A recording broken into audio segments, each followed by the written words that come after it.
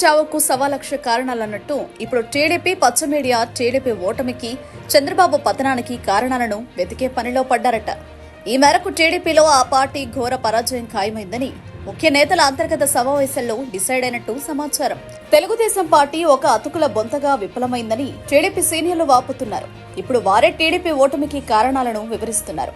ఏపీలో టీడీపీ ఓటమికి బీజేపీయే ప్రధాన కారణమని, నరేంద్ర మోదీ అస్సలు పట్టించుకోలేదని, అహంకారపూరితంగా ప్రవర్తించామని వాపోతున్నారట. పవన్ కళ్యాణ్ బీజేపీకి అన్ని సీట్లు ఇచ్చేది కాదని, 31 సీట్లు ఇవ్వడం వల్లనే నష్టపోయామని, 8 పార్లమెంటు సీట్లు చాలా ఎక్కువని టీడీపీ నేతల ఓటమిపై సమాలోచనలు చేస్తున్నారట.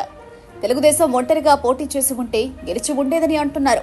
చంద్రబాబు చివరిలో జగన్ కంటే సంక్షేమాలు ఎక్కువ ఇస్తామని చెప్పడం, జగన్దే తప్పు అని ఇంతకాలం చెప్పి చివర్లో అంతకంటే ఎక్కువ ఇస్తానని చెప్పడం వల్లే ఓడిపోయామని టీడీపీ సీనియర్లు మదన పడుతున్నారట.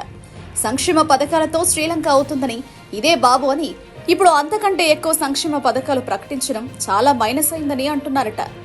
అలాగే లోకేష్ ను పక్కన పెట్టడం వల్లే ఓడిపోయామని కొంతమంది, పవన్ వల్లే ఇదంతా ఇంకొంతమంది ఆవేదన చెందుతున్నారట.